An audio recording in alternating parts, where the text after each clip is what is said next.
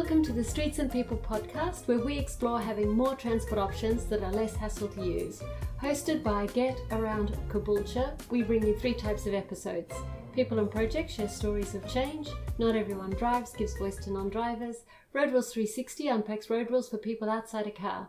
Music by Grand Project. And let's make our Grand Project reimagining streets made for people. Today we're doing one of our People and Projects episodes, and I am here in the studio with Megan Ramey. And I know Megan because you were presenting at the Washington State Department of Transport presentation on getting bike lanes up and running for kids to be able to ride to school on safe infrastructure. And I was like, yes, I have to get you on the show. So I'm here on Gubbi Gubbi country in Queensland in Caboolture. Megan, perhaps you could say where you're calling from, why you're interested in this whole area, and what is it that matters to you about what it is that you do? My name is Megan Ramey, and I am coming to you from Hood River, Oregon, which is best known for the home of Wasco and Wishram tribes.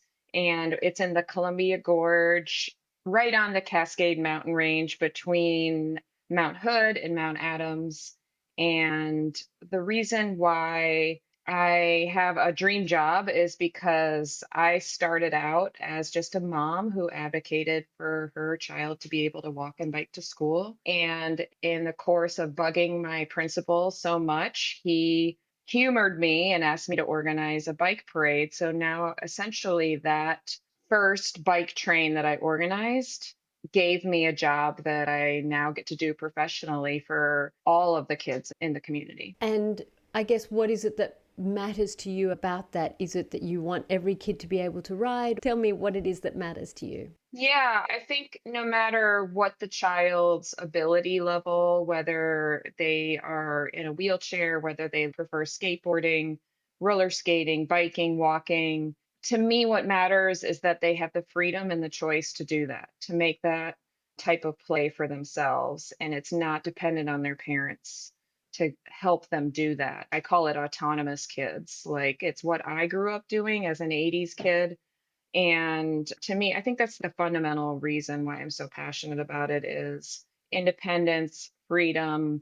And then because the kids are free, the parents are also more free to live their best life. So yeah, I would say that in a nutshell is why I'm so passionate about it. I think it's so strange that these kids are what I call incarcerated. It's a bit of a contentious term, but I feel that they're always surveilled, like in a panopticon. We had an electricity blackout last night and all the kids were out bouncing around on the trampoline and having a great time. There is something about the need for everybody, including children, to feel that they are out of sight sometimes and have some privacy to their lives.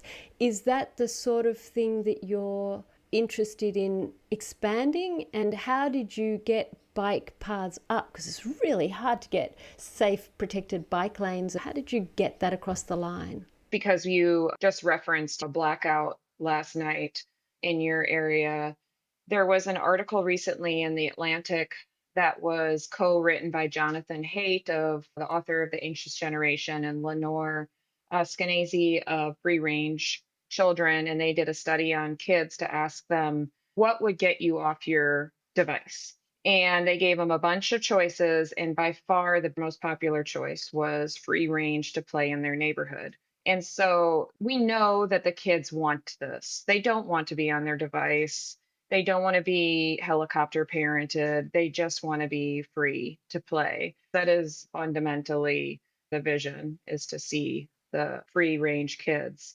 And in order to get the infrastructure, which is incredibly hard, there is like this chicken and egg problem that happens with leaders because there are no kids walking and biking because it's unsafe, because their parents don't let them. The leaders say, why should the infrastructure be any better? Because there are no kids walking and biking. And so to me, the way to throw a wrench in that chicken and egg cycle was to start a bike train. And I didn't know it at the time that it was going to be this type of subversive advocacy to back up what a bike train is. It's most commonly now referred to as a bike bus, and I'm sure Australia has a ton of them in the country. It's a way to get kids to school and a group ride that's safe. And it's just functions like a school bus where kids join along the way.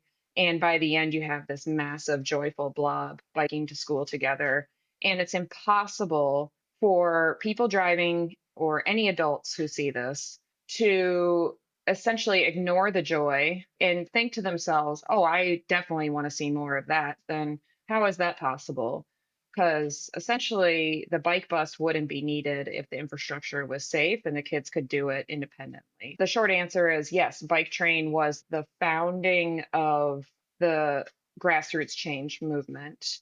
And because then people could see it, then political leaders started to get interested. I remember when the mayor joined us for the first time, and her eyes were just like wide open, like, I cannot believe we're biking on the sidewalk here next to these cars that are going 40 miles an hour. And then we have to take this random cut through path because it's the safest way, and instead of just biking on the street in a safe bike lane.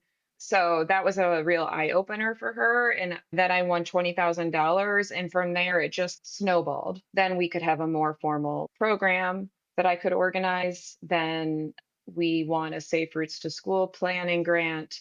We won a Safe Routes to School education grant, which paid for my time.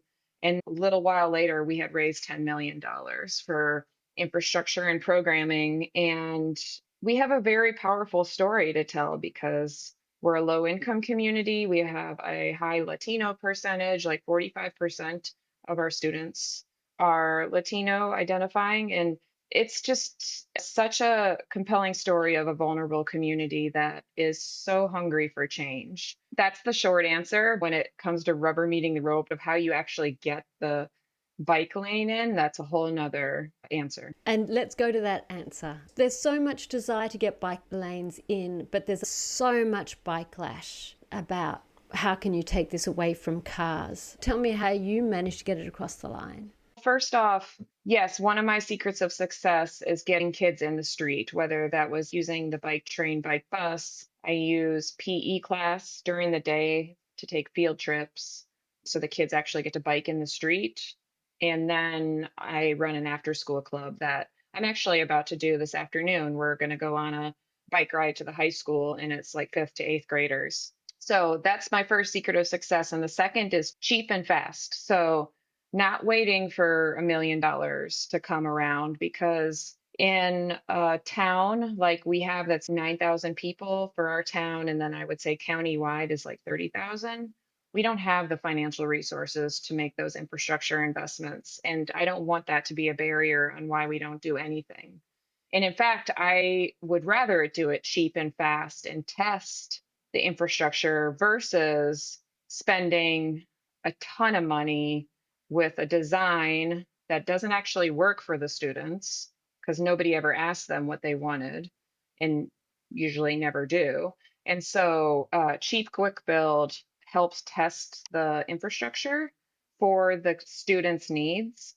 So I started out with the Hood River Middle School, which is the presentation I gave for the Washington State Department of Transportation on quick builds. This was a long process when I look at it from hindsight. It started in 2020 when I applied for a grant with a group of master's students from Portland State University. They drew a design up and finished that in 2022. I found the funding in 3 different grants for less than $15,000. I found a student engineer that could draw the designs up. The city said, okay, we're doing this. It ended up being a 3-month pilot, and the city was very interested in that pilot because the leaders didn't want to put their neck out for something that wasn't going to work. And this allowed them to say, hey, we didn't spend a dime. This is all grant funded. This is a test. It's not going to stay in the ground. But then when it did come out on the day after Halloween, it was like a vacuum in a way. I interviewed the kids throughout the demonstration, and the kids could not believe that this demonstration was coming out of the ground. They were like, thought the bike lanes were going to be there forever. And so it was painful to kind of watch them realize that was happening, but also knowing that one day we were going to put it in the ground and it was going to be permanent. It seems so trivial, but a stop sign was needed at this 3-way intersection.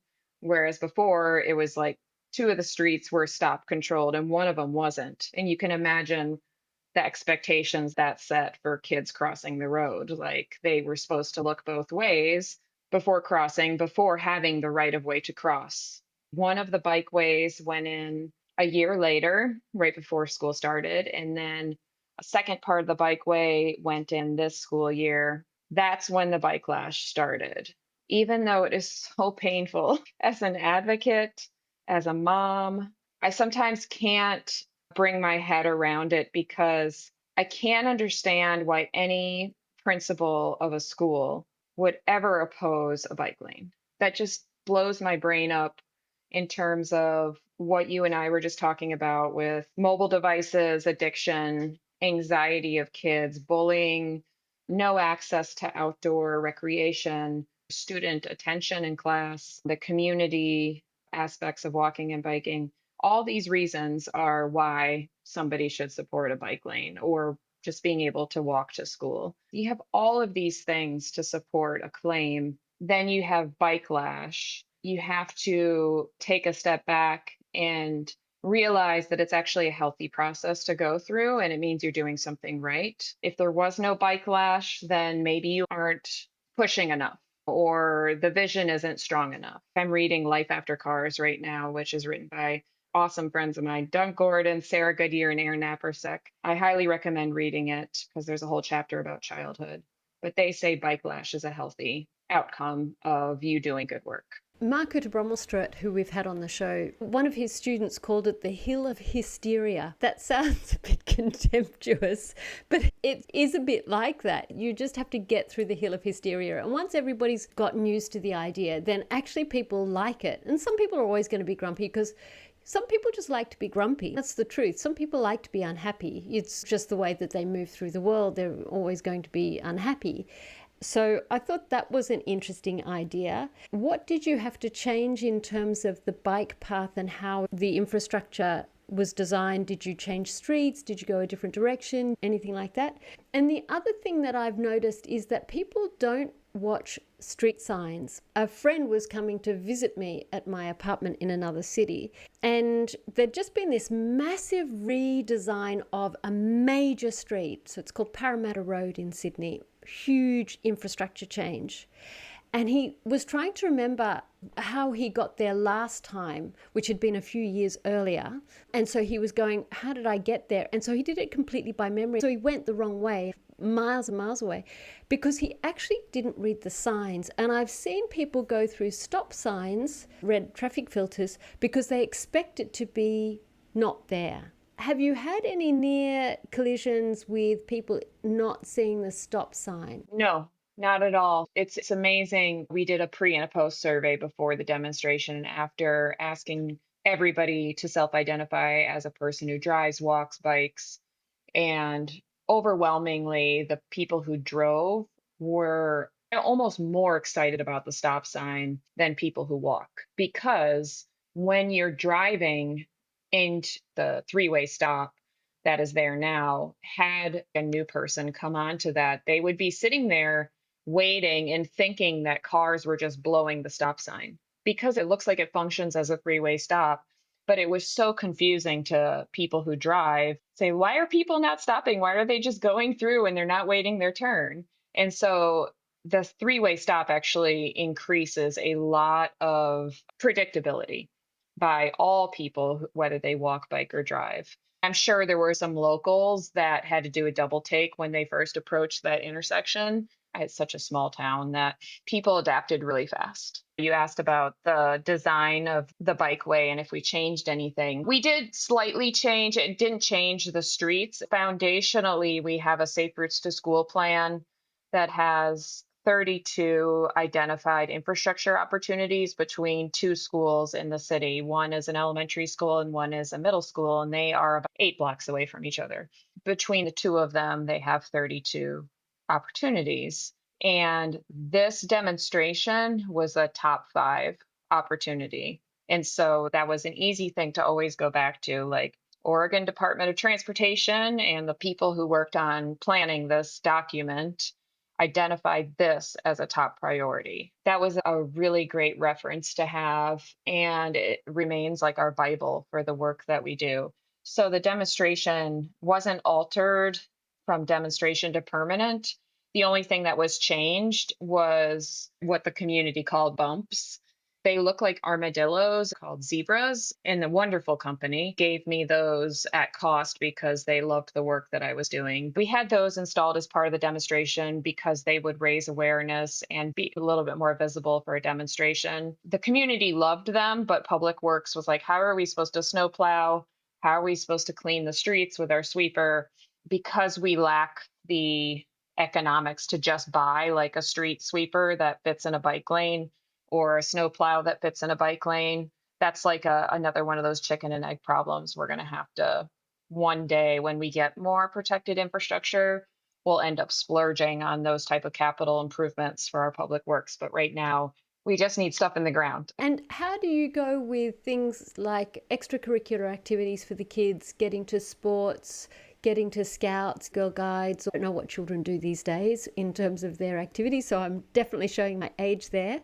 All those other activities, and parents often have 2 or 3 things that they need to get the kids to after school, or if they've got 2 kids, then different kids going in opposite directions. How have you navigated that, and maybe even Saturday sports? I don't know if you have Saturday sports, but that's a big thing here. I would say that's one of the most compelling parts of the program, because parents are realizing, oh my gosh, I am saving so much time by not having to leave work to go valet my child from school to the next event. And I would say the majority of kids in our public school system have transportation provided. That's part of our school curriculum and programming. Not only do the activities usually happen on site, but they have transportation home afterwards. And then in terms of outside school activities, sorry, I'll catch you up. So we have dance, music, and then club sports that are private, like lacrosse and golf. The most controversial subject I have to deal with are electric bikes. Because on one side, you have the kids that are getting themselves from school to all those random off-site events with all their gear on them, mind you. Like, they have their lacrosse gear, they have their golf clubs, they have their fishing equipment, and they're living their best life and getting themselves places. Their parents don't have to take off of work to get them there. But on the other hand, you have what we call our e-motos and throttle bikes that are making it unsafe for kind of everybody. So it's a good problem that we're working. There was recently an e-scooter inquiry by the Queensland government that's looking into that. And just recently, a couple of weeks ago, 2 children hit each other. I think a 14-year-old and a maybe 8-year-old. The 8-year-old died. And in Queensland, if you are 10, then it's adult crime, adult time. So this poor child, the 15-year-old, even though he's wearing a helmet and everything, he's going to have to do adult time, 16 years in jail for that, because actually the infrastructure is poorly designed. My line is always, should children be responsible for adults' bad decision making? Exactly. My heart, I'm so sorry to hear this. I think whoever that we have not had a death resulting from either acoustic or electric micromobility. There's been a lot of close calls, but I hate to hear any death of any child under any circumstances, and especially one where a child is blamed. It's not fair, and no matter what the final outcome, it's a reflection on the city, in my opinion, and the priorities that they have chosen, because kids haven't been number one. I think Australia is one of those countries, like the United States, that has chosen a personal protection priority instead of infrastructure and education. And I think that's starting to bite both of our countries in the butts. Both of those children were actually wearing helmets, and one of them was on an illegal device, presumably not knowing he was on an illegal device. It is heartbreaking. So we're up to that stage in the show where I ask, if somebody is in the community, there's a couple of people I always like to bring to mind. One is a mum with a couple of kids. One's just started kindergarten, the other one's starting kindergarten next year. Not a lot of time, not a lot of money, not a lot of slack in the system. So, as you can imagine, you know that scenario, I'm sure, quite well.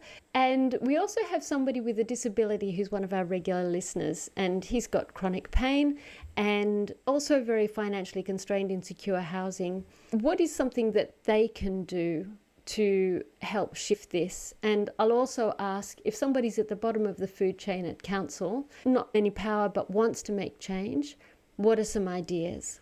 See, not easiest, but the fastest. I would say this counselor, they have so much power and so much voice and bandwidth that if they are really passionate about this, they should look into what their transportation system plan, or whatever their local government calls their plan, that essentially identifies what are all the streets and or pathways that make up a walking and biking plan for a city.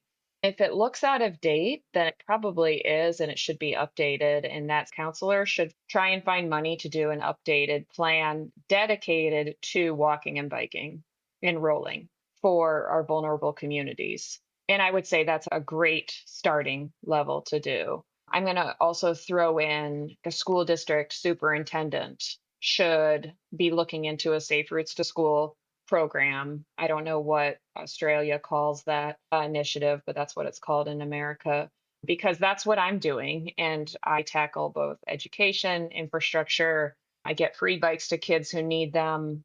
And it's a very comprehensive approach to increasing walking and biking for the most vulnerable, which are the children. But because you're designing for children, it trickles up into anybody who is mobility challenged. So then let's go to the mother with her kindergartner, because that's definitely me to a T. I started walking and biking my child to school in Cambridge, Massachusetts, actually, when she was 3 years old. She was on a balance bike and she was essentially scooting faster than I could almost run. So I was running after her. I say this to all the mothers out there. This happens so iteratively and gradually over time. You don't go from a child not knowing how to bike or walk to school to the next day they're walking and biking to school by themselves. Like, I would say this happened over the course of 2 or 3 years with our family. And it begins with you accompanying them to school and talking to them as they're approaching intersections. What's the right way to navigate intersections? If it's unsafe or not, what they should do, little nuances that are case by case scenarios with everybody has a different route that they take. And then making it fun for the kid, pointing out certain things that catch their eye that serve as wayfinding for them. So they know, oh, those purple flowers over there. And then I recently heard a story of kids who noticed there were peacocks that somebody had as pets in one of these yards, and that was their wayfinding. Like actual peacocks, like free range roaming. I knew exactly where they were based on those peacocks. And so wayfinding with children helps so much, and it serves as a sense of place for those kids, and they know they're like on the right track. And if that mom wants to see change in infrastructure, she has such a compelling argument to make. It's like all of the power is in her court. She needs to maybe even write an email to city council, but just showing up at a local community meeting and saying, I want safe streets for my kids, and here's why. It's powerful, and that's how I started. And then people get to know you. You get roped into advocacy organizations, and then you don't have to do the work. Somebody else does the work for you. You just get to be the voice that supports it. And then lastly, the mobility challenged individual. This is something that I have so much respect for, and the advocates. I have a amazing local advocate in Oregon named Cassie Wilson. She is in a wheelchair and she shows up to every single meeting and questions infrastructure plans. She takes leaders on walks with her so they can see how complicated her life is because it wasn't designed for her. I think that one individual, what I would do if I was them, is just inviting a local leader to take a walk with me on something I do every day, on a route I do every day. And that will be eye-opening for that person in power. We have a group called Queensland Disability Network, which is a peer-to-peer group. A group outing with a local leader would be phenomenal because it then becomes a group outing on one of their regular meetings. I think that's a really important thing. Yeah, and then if you combine the last two, I have an example of that where a mother has a kindergartner who is in a wheelchair. And because of one of my demonstrations that I did that's now permanent called a school street, where we shut the street down to drive through traffic, she now gets to walk her daughter from her house 6 blocks down the road to the school, and they listen to birds and they talk about what's going on in nature. And she said it's like by far way more pleasant of a arrival to school than it would be if she had to get her daughter's wheelchair in her car, take her 6 blocks, unload her, and that's the special time that she gets with her daughter. Which one would you rather have? It's pretty phenomenal when you uplift the stories of the most vulnerable, what can happen in your community. And I always think if people who have disabilities and prams in their lives, if we can make the infrastructure good for them, we can actually make it really good for everybody. That's the thing. It's like nobody loses from that experience. And that's what I really like about it. So we're up to the last bit where I just wondered if there's anything else I should have asked you, any final thoughts, anything else you would like to share that you would really like our listener to really grasp and understand. Yeah, I would say as an individual, regardless of your profession or what your standing is, you have the ability to affect change really quickly, whether you know it or not. And all you have to do is look at the bike bus movement. That's was started by people like myself and others that were tired of waiting for change to come and just got together with a group of other parents and started an initiative that would get kids out in the street to get to school, which is very functional, providing a service for the local community while being advocates very subversively. So whether it's a walking school bus, a bike bus, an after school club, anything, you have so much power to create change. And then you also have the tactical urbanism route, which I love, which is going out in the middle of the night and just making change yourself with street paint, which I have done before. I'm not advocating anything illegal here, by the way. So I think the most important feature about social movements and engagement is you just have to be cranky enough to get a bit of energy happening to do it and decide that's what you want to do. And if people are afraid whether other people will find them or be supportive, you don't have to worry about it, because if you're cranky about it, somebody else will be cranky about it. They'll come with different skills. All you have to do is focus on the relationship building aspect of it. That's all I would say. And get better informed about what are the various restrictions that councils and state governments have. The reason why it doesn't happen is because it's often really complicated to get it done. They can't do it within their remit. But as a community member, actually, you can often affect a lot of really amazing change in a way that a council officer just doesn't have that scope to do. Exactly. And on the flip side, joy like begets joy. So you may seem like that lone wolf that's just out there living their best life and getting kids to take part in something with you, but sooner or later you'll have another person join, and then, oh, you don't look so crazy, and then another person and another person, and then it becomes like almost like a group and a movement of joy. And there's a great video showing a guy at a concert, and I think the concert actually happened very close to here, where he was like crazily dancing by himself in a throng of, I don't know, it was probably like 20,000 people. And everybody was like looking at him and laughing at him. And then all of a sudden, one person joined him. And then they were like, oh, look, who are those two crazy guys? And then another person. And then soon it was like almost a quarter of the field were dancing crazily with this one guy who started this movement. And I love that as a metaphor for our line of work. Absolutely. I think that's great. And I think it's a great note to end on. So thank you so much for coming on the show, and just thank you for all the work, because I think we need different people doing something, and that inspires and engenders change. You'd be amazed how much people want it to happen, There are anti-voices, but there's a lot of people who are much quieter, who come up on the side and go, I love what you're doing. Is there anything I can do? Or, yeah, I'll follow your page. So definitely it starts there. All right. Thanks, Megan. Absolutely. And thank you so much.